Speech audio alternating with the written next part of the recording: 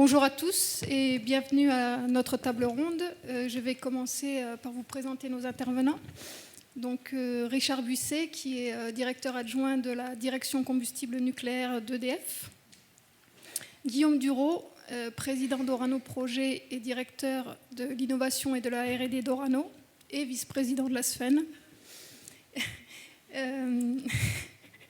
Et Sylvestre Pivet, directeur de l'innovation et du soutien nucléaire au CEA.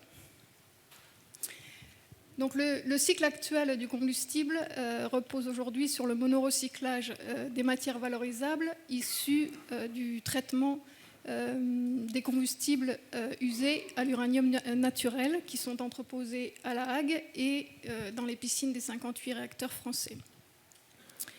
Pour répondre aux orientations de la PPE, les industriels, dans le cadre du contrat stratégique de la filière, ont défini 3 enjeux avec des objectifs complémentaires à des horizons court, moyen et long terme et qui permettront de progresser par étapes successives dans la mise en œuvre de l'économie circulaire pour atteindre in fine la fermeture du cycle. Donc on va finalement faire un tour d'horizon sur ces 3 enjeux. Le premier enjeu est un enjeu court terme de poursuite et d'amélioration des performances du cycle actuel avec 2 projets industriels qui sont la reprise du recyclage de l'URT et la moxification des réacteurs 1300. Et donc je vais adresser une série de questions à Richard Buisset. Donc Richard, pouvez-vous déjà nous donner ou nous décrire la filière de recyclage de l'URT que vous avez développée au sein d'EDF ? Alors, pour la filière uranium de retraitement, on l'a reprise par des appels d'offres en 2018. Et donc, les contrats ont été passés et donc les usines sont en train d'être modernisées pour la reprise de la filière. Donc, nos échéances, c'est 2023, chargement de CRUAS, de réacteurs de CRUAS. En 2024, 4 réacteurs. Et ensuite, extension sur le palais 1300 de 3 à 4 réacteurs. 27, 28, 29 en échéance. Donc, sur cette filière uranium de traitement, l'enjeu était principalement réglementaire, environnemental et également de compétitivité. Sur l'aspect réglementaire, on avait dans le passé une filière d'uranium de traitement qui a été interrompue en 2013. Et donc, ce temps d'interruption, on le met à profit pour moderniser les usines et avoir une gestion des effluents qui soit plus rigoureuse qu'auparavant. Et donc, notamment, on va passer à la vitrification des déchets. On va d'abord recycler dans les effluents les matières et l'uranium qu'on peut réutiliser. Et ensuite, on va vitrifier ces déchets. Et on va également défluorer l'uranium appauvri. Donc c'est un certain nombre de dispositions qui étaient importantes de mettre en œuvre. Donc le projet va aussi...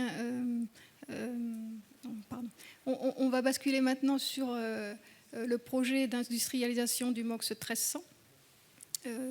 Où là, finalement, on aborde à la fois des évolutions côté réacteur et adaptation aussi des usines du cycle et de la logistique associée.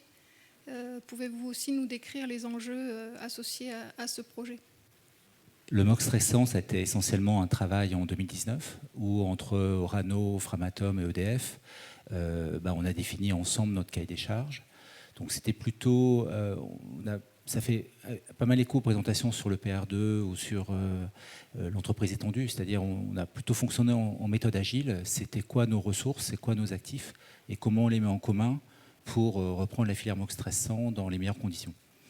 Et ce travail a été important, il nous a permis de définir l'enveloppe industrielle dans laquelle on va faire du MOX 1300. On est sur des plannings un peu similaires à l'URT, c'est-à-dire alors un peu plus décalés. On est en 2024 pour le chargement des premiers précurseurs, donc de 4 assemblages précurseurs, pour en définir la faisabilité industrielle. On est en 2028 pour la première recharge, et ensuite une généralisation à partir de 2032. Donc en visant au total au moins 6 réacteurs 1300. Voilà, alors peut-être dire qu'il y avait des challenges techniques qu'on a adressés au travers de justement cette méthode agile. Et donc il y avait des enjeux à la fois d'usine et d'en faire finalement un assemblage plus long, et simplement un assemblage plus long, de ne pas toucher à la teneur, de ne pas toucher au vecteur isotopique ou ce genre de choses. Il y a des enjeux de transport. Il faut des emballages pour transporter les assemblages MOX. Donc on a repris des emballages existants qui sont utilisés pour d'autres exploitants, qui sont notamment le MX6. Et puis des enjeux de sûreté et d'adaptation des réacteurs et des campagnes combustibles, dans lequel on s'est intégré dans le grand carénage et sur lequel on a une ingénierie qui fait un travail remarquable, qui est mobilisée en ce moment sur le sujet. Donc ces deux projets interviennent aujourd'hui dans une période où le parc du réacteur français va évoluer. Pouvez-vous nous donner les enjeux de ces deux projets par rapport à la cohérence du cycle? Alors, aujourd'hui, quand on retraite un combustible, on a 1% de plutonium, on a 4% de déchets vitrifiés et on a 95% d'uranium de retraitement. Alors, le plus énergétique, c'est le plutonium. Ce 1% de plutonium couvre 10% de nos besoins à lui tout seul. Donc, c'est celui qui est réintroduit en ce moment dans les réacteurs. Avec les 95% de matière uranium de retraitement, on peut couvrir sur un cycle entre 10 et 15% de nos besoins supplémentaires. Donc on peut monter à 20-25% l'économie de matières premières par ces ressources secondaires. Et donc il y a des enjeux assez forts d'être moins dépendant des mines, de réutiliser nos matières, de développement durable, de RSE. Voilà. Alors ensuite, on a aussi beaucoup d'uranium de retraitement, puisqu'on ne l'a pas introduit dans les réacteurs de manière continue. Donc on a un enjeu aussi de réutilisation de nos stocks et de consommation de nos stocks. Merci Richard. Le deuxième enjeu, qui est un enjeu moyen terme, consiste en l'élaboration d'un programme de R&T permettant d'étudier l'intérêt du multirecyclage du plutonium dans les réacteurs de technologie actuelle, donc les réacteurs REP. Ce programme doit intégrer 3 volets qui sont les performances réacteurs, les performances d'infrastructure du cycle, mais aussi les performances en termes de gestion matière et de production de déchets, puisque l'objectif de cette étape intermédiaire est de stabiliser à la fois les inventaires de combustibles usés et de plutonium. Donc je vais m'adresser à Guillaume Dureau. Pouvez-vous nous donner l'état d'avancement de la construction de la feuille de route et du programme associé? Alors, tout d'abord, un rappel, ce programme est un des projets structurants du contrat de filière qui a été signé, si ma mémoire est correcte, le 28 janvier 2019, donc il y a un tout petit peu plus d'1 an. Et qu'est-ce qui était visé à travers l'établissement de ce programme? On a quelque chose de simple qui est, on cherche à stabiliser l'inventaire en uranium usé et surtout en plutonium. Donc ça, c'est un enjeu industriel important, avec un corollaire aussi assez immédiat, qui est de chercher à exploiter peut-être plus rapidement la ressource énergétique, telle que Richard l'a rappelé, que constitue le plutonium. Mais alors après, il faut le dérouler. Et donc pour pouvoir le dérouler, il faut regarder ce que ça signifie à la fois sur l'outil industriel, sur l'outil intellectuel, c'est-à-dire les justifications qu'on va avoir en matière d'ingénierie à faire du côté à la fois de la chaudière et du combustible, et de la conception du combustible, et après l'exécution en matière de fabrication, de transport, etc. Et tout ça avec un enjeu qui est, on fait quelque chose, mais on doit préserver ce que les anglo-saxons appelleraient les economics de la filière.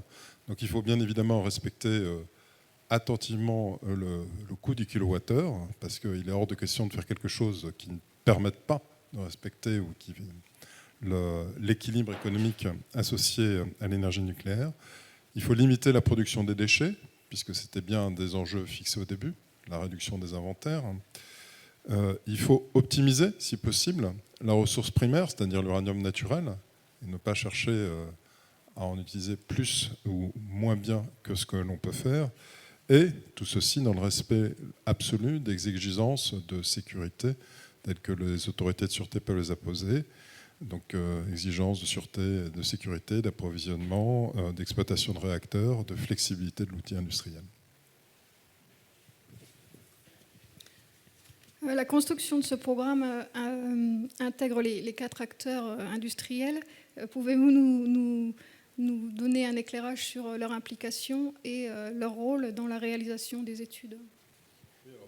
Ce programme se décompose en 5 thématiques que, entre 4 industriels, on a appelé des lots. Donc, je vais reprendre le vocabulaire consacré tel qu'on se le partage quasiment au quotidien quand on se réunit. Alors tout d'abord, le lot 1, à tout seigneur, tout honneur. Donc si on part là-dedans, il faut quand même commencer par faire des simulations. Donc des simulations qui vont permettre de voir comment est-ce qu'on arrive, ou non, mais par définition, on doit y arriver, à stabiliser l'inventaire des matières, avec quelle vitesse on va converger et à quel niveau on converge. Donc ça, c'est le lot 1. Le deuxième lot, qui est le lot naturel, c'est donc la faisabilité de l'ensemble réacteur combustible. Alors, pour ce faire, on ne va pas partir de zéro. On a 2 types de combustibles qui sont envisagés. Rapidement, Corail A et Mix, j'aurai l'occasion d'y revenir plus tard. Mais ce n'est pas envisageable au même horizon de temps. Corail A pourrait être un peu plus rapidement déployé d'un point de vue industriel. Mix, de par sa conception, entraînera la revisitation beaucoup plus forte de l'outil de fabrication. Qu'est-ce que ça veut donc dire? Ça veut donc dire qu'il faut regarder le comportement réacteur de ces assemblages combustibles et la manière dont ça rétroagit l'interaction entre le chaudière et l'assemblage combustible. Le lot 3, donc, si je vous ai dit que c'était peut-être pas si simple que ça à fabriquer, donc le lot 3, c'est très clairement qu'est-ce que ça veut dire sur les usines, et donc sur les procédés de fabrication et leur évolution. Autant on peut envisager du côté du Corail A de le fabriquer sur la chaîne test de Melox, autant l'industrialisation sera déjà un petit peu plus complexe du côté de Melox. Le concept de réacteur mix, si tant est qu'il est appelé à un développement industriel ultérieur, entraînera une revisitation beaucoup plus forte, notamment de toute la partie fabrication, que ce soit les bataillons en matière de protection, etc. Le lot 4, c'est bien évidemment l'ensemble des études de définition de préparation du programme expérimental, c'est-à-dire que même si on réfléchit à l'outil industriel futur, il faut réfléchir un peu à l'avance sur comment est-ce qu'on va faire les premières expériences, puisqu'on vise bien une introduction d'assemblage combustible dans un réacteur. Donc c'est les études de justification d'introduction de ces assemblages en réacteur, donc principalement portées par EDF, les études de comportement du combustible, principalement portées par Framatome, les études en matière de transport, fabrication et traitement du côté d'Orano, et enfin la R&D sur ce combustible usé, principalement portée par le CEA.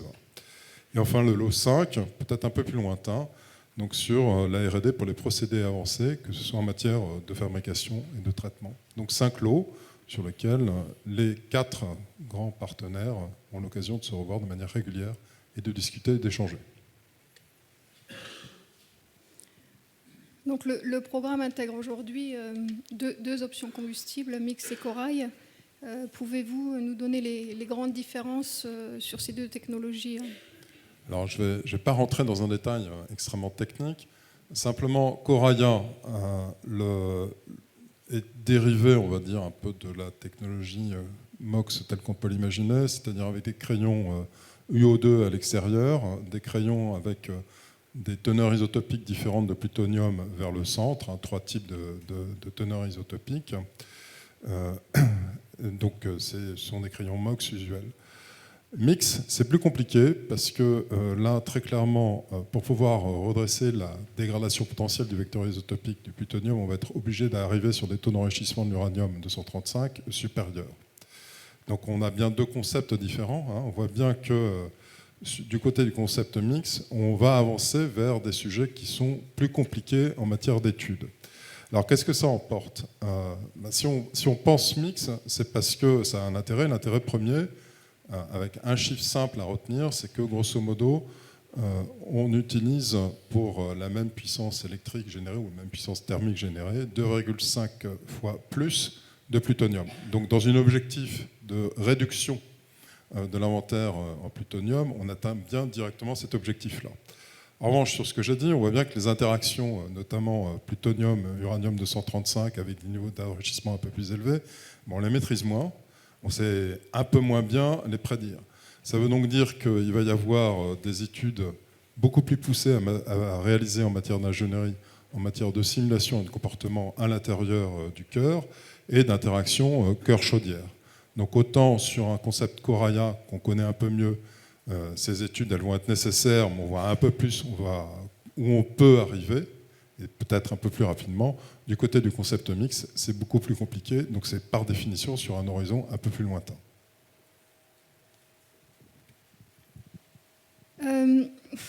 Les jalons court terme envisagés aujourd'hui, en particulier autour du programme d'expérimentation, pouvez-vous nous les détailler?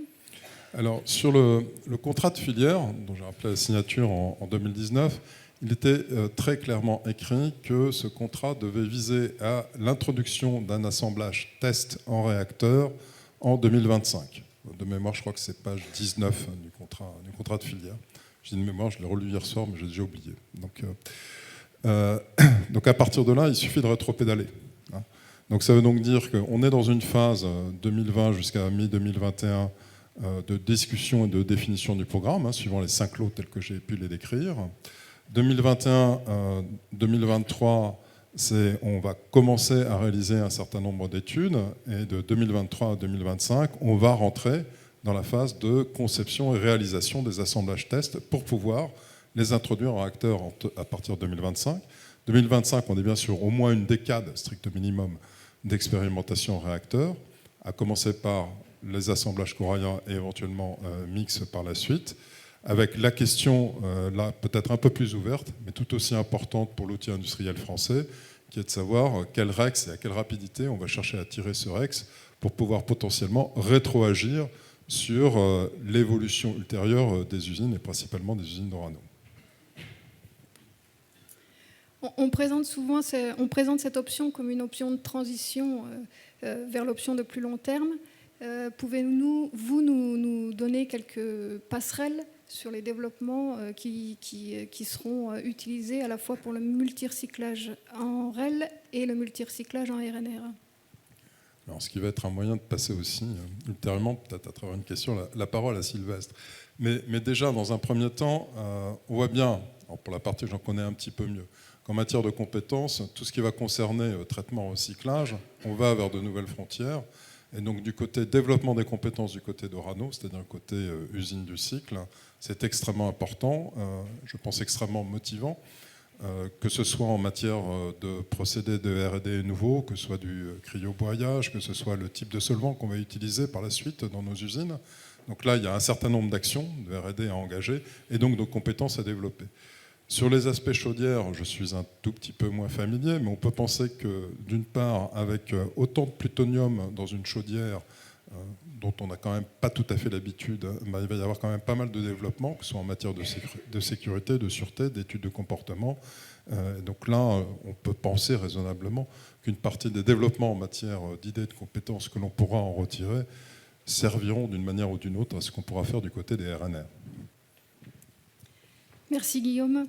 Le troisième enjeu, c'est l'enjeu long terme avec l'objectif durable d'un potentiel développement des réacteurs de Gen 4 à un horizon établi aujourd'hui dans la deuxième partie du siècle. Donc pour ma première question que je vais adresser à Sylvestre, je vais me faire un peu écho d'un certain nombre de participants de la SFEN qui s'interrogent sur les raisons de l'arrêt du programme Astrid. Et je vais demander à Sylvestre de nous éclairer un peu sur les raisons de cette décision. Je vais parler du programme Astrid lui-même d'abord, un tout petit peu. Donc ça a porté sur les études de préconception d'un réacteur démonstrateur de réacteur à neutrons rapides refroidi au sodium, avec les études sur le cycle du combustible associé, sur la fabrication du combustible, sur le traitement du combustible.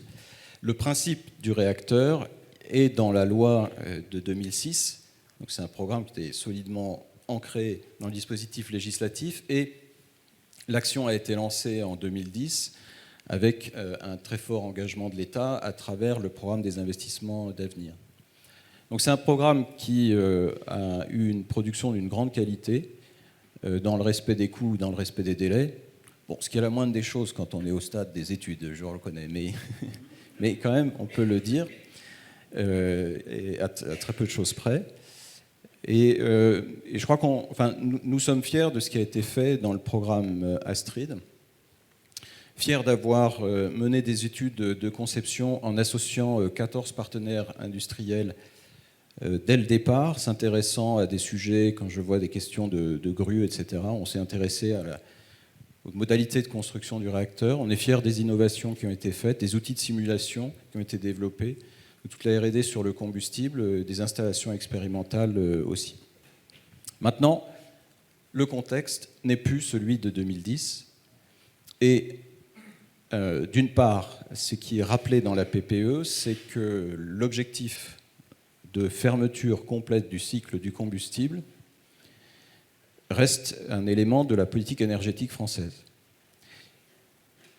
Mais les prospectives sur le marché de l'uranium, car les choses sont vues essentiellement à travers la gestion des matières, disent que c'est un marché sur lequel on n'entrevoit pas de tension avant, en tout cas, la deuxième partie de ce siècle. Plutôt même la deuxième moitié de la deuxième partie, on va dire. Si vous me suivez. Donc c'est plus tard. On est bien au-delà de 2050, donc. Et même quand on fait un rétro-planning, parce que probablement l'étape d'un réacteur démonstrateur sera nécessaire, on considère aujourd'hui que l'heure n'est pas venue d'aller plus avant dans la réalisation d'un démonstrateur. Alors que faire, puisque l'État nous demande de maintenir ouverte l'option de la fermeture complète du cycle qui fait appel au réacteur à neutrons rapides, eh bien, le CEA a proposé un nouveau programme, une continuité du programme, en réalité, centré sur la R&D. Et l'État a repris cette proposition dans la PPE. Donc, l'action Astrid du programme des investissements d'avenir s'est terminée à la fin de l'année 2019, mais la France maintient un programme de R&D sur les réacteurs de 4e génération. Donc on va maintenant donner quelques orientations ou explications sur cette nouvelle feuille R&D. Oui, alors c'est une R&D qui est orientée qui porte sur le réacteur et qui porte aussi sur le cycle. Donc pour faire court, sur le réacteur, je dirais 3 éléments. 1, l'approfondissement. C'est l'approfondissement des études de physique de cœur, de simulation, des études sur les matériaux, sur le combustible, sur le comportement du réacteur en accident grave, sur sa simulation en accident grave. 2, l'innovation. L'innovation sur des technologies, sur des sujets en rupture. Par exemple, chose très importante dans les réacteurs refroidis au sodium, la visualisation sous sodium, c'est un milieu opaque, donc pour l'inspectabilité, un exemple d'innovation qui sera poursuivi. Et 3, j'appellerais ça l'ouverture. Ce sont des études d'ingénierie au stade d'esquisse qui porteront sur à la fois des réacteurs refroidis au sodium, toujours, pour vérifier la pertinence d'innovation en matière d'architecture, pour travailler aussi sur l'idée de ce que pourrait être un petit réacteur, un SMR refroidi au sodium, et aussi pour s'intéresser à d'autres filières. Et la première qu'on va investiguer, c'est les réacteurs à sel fondu. Alors ça, c'est pour le réacteur.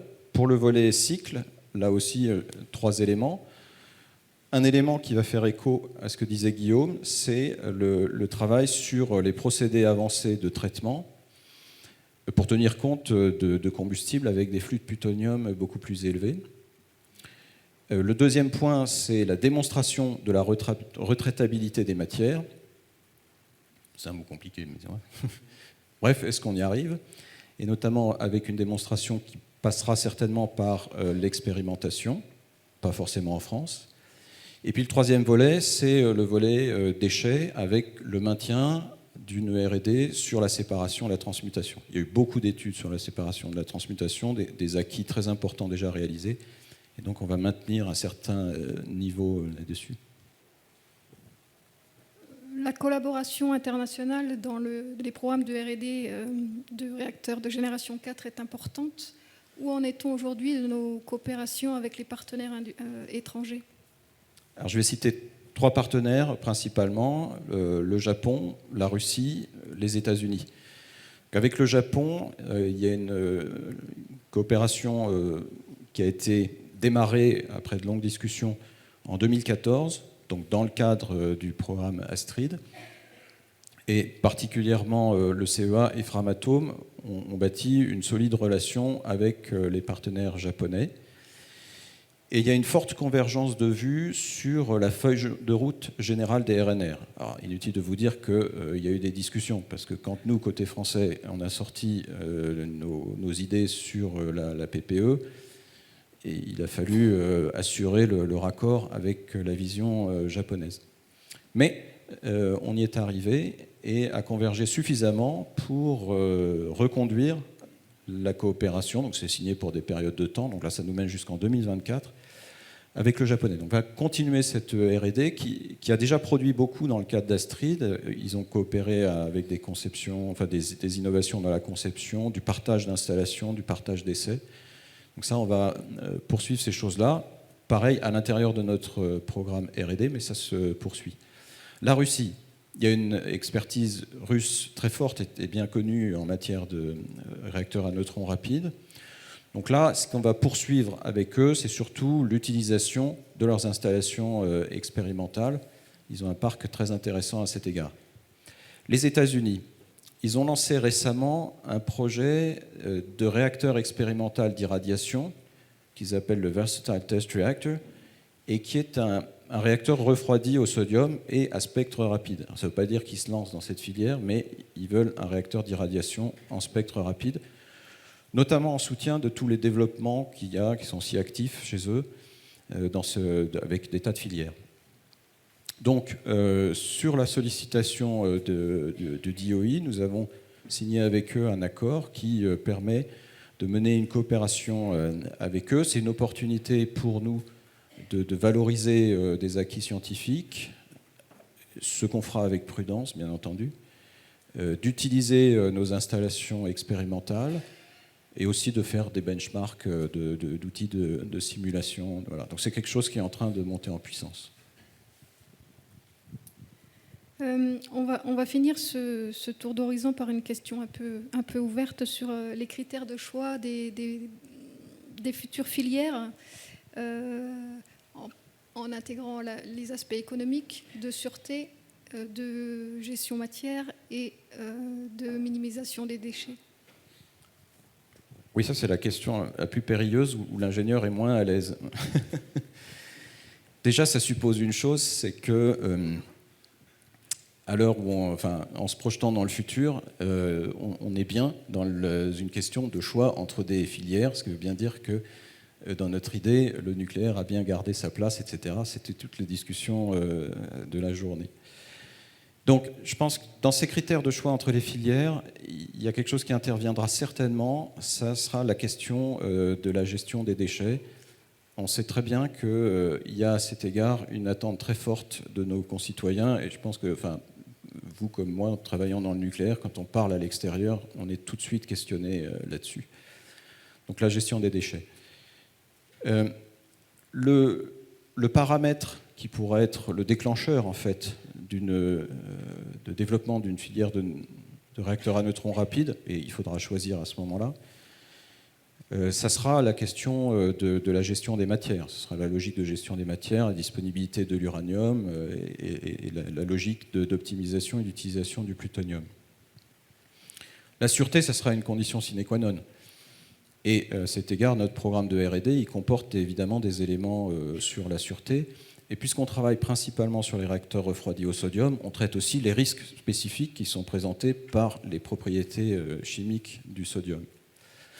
Mais je pense que le critère qui restera finalement le critère ultime, ce sera celui de l'économie, avec à la fois une comparaison économique avec d'autres possibilités de production d'électricité, et puis évidemment l'économie entre les filières. Et ça déterminera certainement un équilibre entre, dans une flotte future de réacteurs, avec des réacteurs à neutrons rapides, des réacteurs à eau pressurisée, tout ça dans une cohabitation qui sera gérée sur un certain nombre de paramètres, dont économique et celui de la gestion des filières. Et puis moi, ce que j'espère, c'est que dans tous ces paramètres économiques, on intégrera tous les éléments, y compris, les économistes diraient ça en des termes choisis, moi je vais dire ça avec les miens, y compris la valeur des services rendus, la disponibilité de l'électricité, la protection les aspects pollution de toutes leurs formes, la protection de l'environnement, la protection des écosystèmes, et aussi, c'est ma touche personnelle, la protection des paysages. Merci à vous trois. On a maintenant terminé notre tour d'horizon et on passe la parole à la salle pour une série de questions.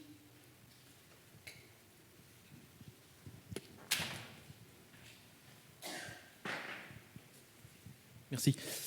Oui, donc j'ai une question concernant l'introduction des nouveaux combustibles dans la base installée, en fait. Dans vos études, est-ce qu'il y a des ingénieurs radio pro qui sont partie prenante de toute la réflexion ? Parce que je pense aussi à mes petits copains de Framatome qui font la maintenance, et notamment sur les chantiers d'ouverture, fermeture, cuve, et puis tous ceux qui font la maintenance de l'instrumentation du RIC. Quelles pourraient être les conséquences de ces nouveaux types de combustibles sur leur pratique ? Merci. Alors, ce n'est pas vraiment eux les plus impactés. Surtout, ce qui va être impacté, c'est les usines de fabrication du combustible. Donc, l'uranium de retraitement irradie un peu plus. Il y a des descendants de l'uranium 232 qui sont émetteurs gamma. Donc, la modernisation des usines, elle est très axée sur la radioprotection. C'est surtout ça le sujet, de modernisation des usines. Et puis après, il y a la réception du combustible. Une fois que le combustible MOX ou uranium de retraitement est sous eau, il se comporte comme le MOX ou l'uranium naturel enrichi aujourd'hui. Donc ce n'est pas tellement dans le circuit primaire et dans la maintenance du circuit primaire qu'on génère un impact.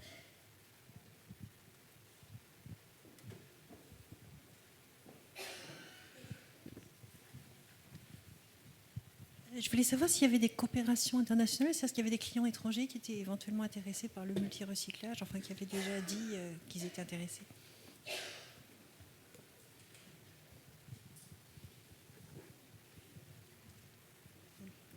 Alors, pour gagner du temps, on dit d'habitude bonne question.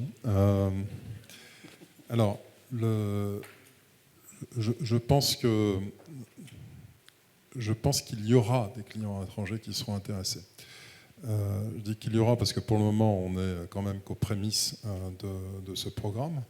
On est en train, je l'ai bien rappelé, on est dans la première phase.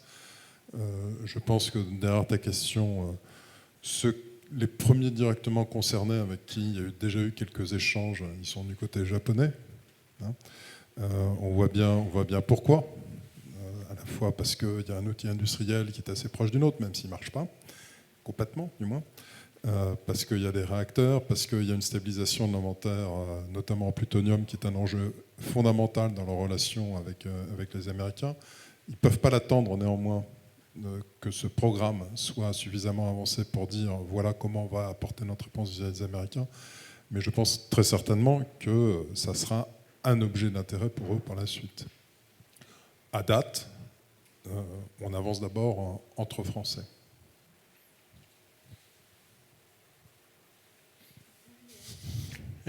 François Charles, RCE Novial. Alors, merci. Quand on parle du cycle de combustible, donc c'est le life cycle cost, on peut aussi parler de l'infrastructure. Est-ce qu'il y a des vrais problèmes, ou quels sont les vrais problèmes du démantèlement finalement de l'infrastructure ? Et je reviendrai sur notre symposium de l'an dernier, où là, il y avait un vice-ministre de l'énergie lituanienne qui était avec son problème de démantèlement de centrales auquel on ne pouvait pas forcément apporter de réponse.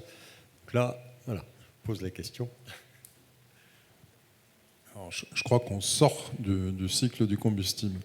Mais je vais essayer de tenter une réponse qui sera certainement complétée à la fois par EDF et par le CEA. Quand on parle de démantèlement, je pense qu'il faut bien circonscrire ce dont on parle.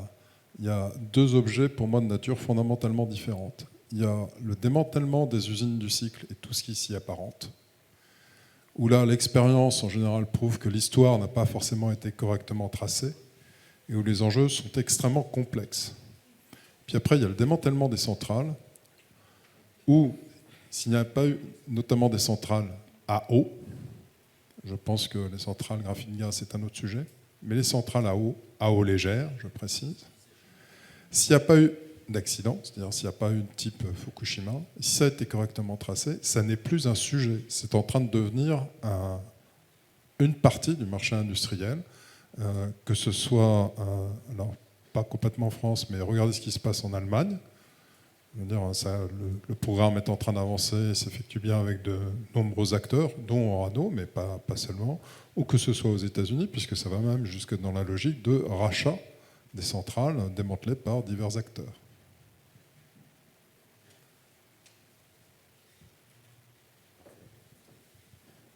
Je vais faire une remarque parce que j'étais à cette table ronde en effet, et en effet dans le cas on n'avait même pas de provision pour démantèlement, donc le problème était à la fois un problème technique en fait, mais aussi un problème financier pour la Lituanie. Moi, du coup, comme j'ai le micro, j'ai une question sur les sels fondus, puisque tu as parlé d'une ouverture vers des nouvelles technologies, donc qu'est-ce que vous mettez en place, en particulier avec le CNRS, je crois ? Oui, il n'y a pas une très grande communauté de gens qui travaillent sur les sels fondus. Donc, ce qu'on a considéré au CEA, c'est que puisque les calendriers se détendent, on va dire, à grande échelle, on a du temps et il faut qu'on regarde les choses avant qu'on déploie nous-mêmes des réacteurs à neutrons rapides, sachant que la filière la plus mature, c'est celle des réacteurs refroidis au sodium. Il y a d'autres qui vont travailler sur un certain nombre de sujets, notamment sur les réacteurs à sel fondu. Il y a beaucoup d'activités à l'étranger, aux États-Unis, c'est très actif. Donc ce qu'on se dit, c'est que nous, on ne peut pas rester sans être au minimum attentif, vigilant et même plus sur ce qui se passe. Et en particulier sur les réacteurs à sel fondu, en fait, nous, on a relativement peu de compétences là-dessus. Or, c'est une filière qui a ses apôtres, et donc qui en général en exalte les mérites et parle assez peu des inconvénients. Et moi je considère qu'il est important qu'on soit capable de porter un jugement technique fondé sur des études qu'on aura menées sur cette filière. Pour ça, il n'y a pas de 36 000 façons, il faut faire une esquisse, regarder la totalité des sujets et puis voir les verrous technologiques, etc. Alors ça, on a déjà une idée là-dessus, mais donc on va aller avancer dans une logique de travail de conception très très préliminaire au stade d'esquisse sur les réacteurs à sel fondu. Donc, entendons-nous bien, notre vaisseau amiral, ça reste le RNR sodium. À côté de ça, on ouvre le champ de notre pensée technique. Et donc, on va regarder les réacteurs à sel fondu de façon à se faire une bonne idée dessus. Et puis, on verra pour la suite.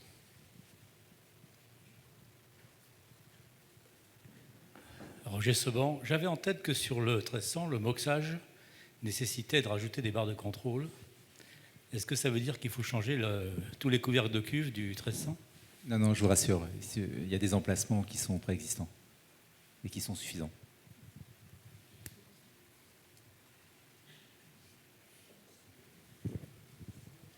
Merci. Pour vérifier que j'ai bien compris, j'ai cru comprendre que la filière URT comprend en fait des adaptations d'usines de fabrication de combustible, mais est-ce que toute la filière sera faite en France, y compris le réenrichissement, etc. Alors, Pour l'URT. Donc Dans aujourd'hui, un équilibre l'URT est économique, produit en France. j'ai compris. L'URT est produit en France. Le nitrate d'uranyle est transformé en oxyde à Pirlate, après être produit à La Hague. Donc ensuite, ça va être converti en Russie, à Tomsk, à l'usine de Seversk près de Tomsk. Et ensuite, l'enrichissement va être en partie en Russie, en partie aux Pays-Bas, à l'usine d'Almelo du Renko. Et ensuite, tout va être fabriqué, enfin, la fabrication de l'assemblage, tout va être réalisé à Romans. Merci. Moi, j'ai une question plutôt pour Sylvestre, mais bon, tu as parlé de coopération avec Américains, Japonais et Russes.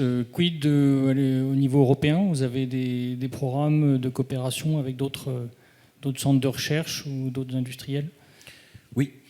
Donc pour faire court, je n'avais pas fait le tour du monde complet, je ne vais pas parler de l'Inde aussi. Mais...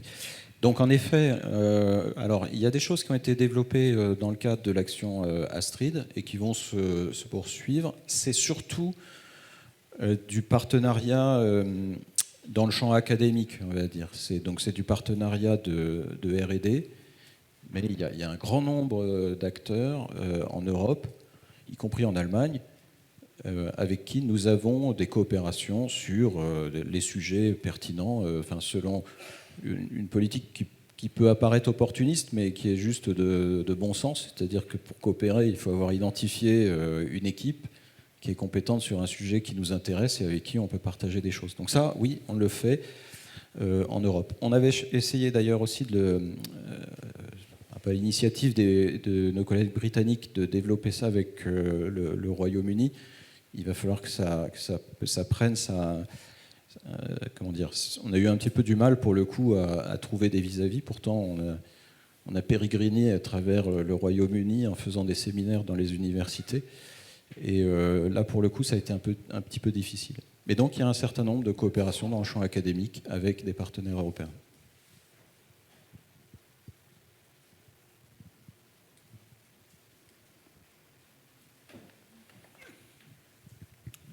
Oui, Guillaume, j'ai une question pour toi. Dans le MOX actuel, si je me rappelle bien, on a l'avantage de remplacer 8 combustibles usés par un seul à la fin du recyclage à gérer. Dans le multi-recyclage là qu'on envisage maintenant, et à combien on espère arriver d'économies, si je peux dire, de combustibles usés finaux au stockage par rapport au cycle ouvert?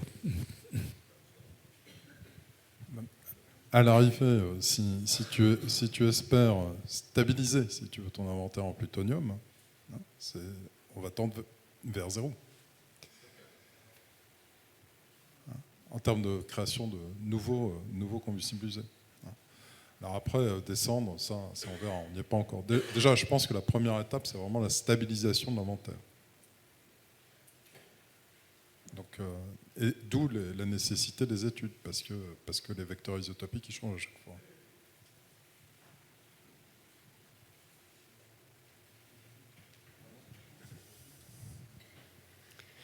Je vais revenir sur les sels fondus. Certains considèrent que les sels fondus, ça peut être un risque pour la filière actuelle, je veux dire, au niveau de l'infrastructure. Mais finalement, est-ce que ça ne peut pas être un bon complément pour la maintenir, étant donné qu'elle peut se nourrir des déchets produits par la filière actuelle? Il y a un philosophe que j'aime bien qui a dit que beaucoup de nos problèmes viennent du fait que nous mettons des « ou » là où il faudrait mettre des « et ». Donc, je mets des « et », je mets donc un « et ». Nous allons travailler sur les RNR sodium et sur les réacteurs à sel fondu, sans regarder cette filière comme un risque, mais en regardant si c'est une opportunité. Et si elle apporte des services à l'ensemble, eh bien, ça sera une très bonne chose. Évidemment, la difficulté, c'est qu'on sait très bien que notre industrie, quand il s'agit de construire un réacteur, et a fortiori de développer une nouvelle filière, mobilise des financements importants. Mais il y a un moment où ce qui compte, c'est la cible qu'on se donne, et si la cible est valable, si le projet est bon, d'une certaine manière, les financements finiront par suivre. Donc moi, je ne la regarde pas du tout comme un risque, Je veux savoir plutôt si c'est une opportunité. Aujourd'hui, j'estime qu'on ne peut pas dire oui, répondre est-ce une opportunité, oui, non. On ne peut pas répondre à cette question d'une manière techniquement suffisamment fondée. Donc il faut regarder.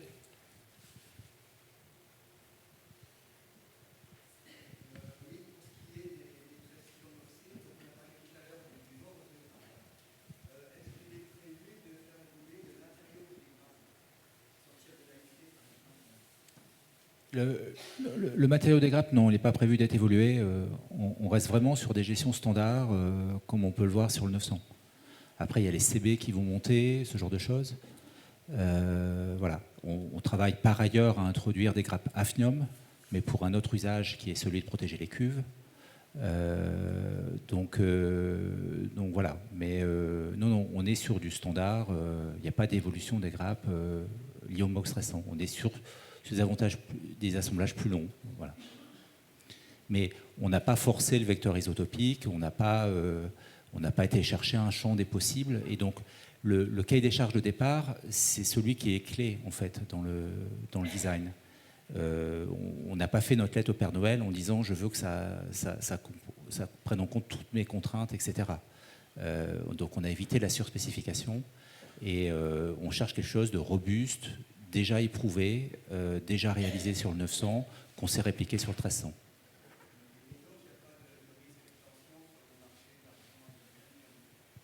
Non.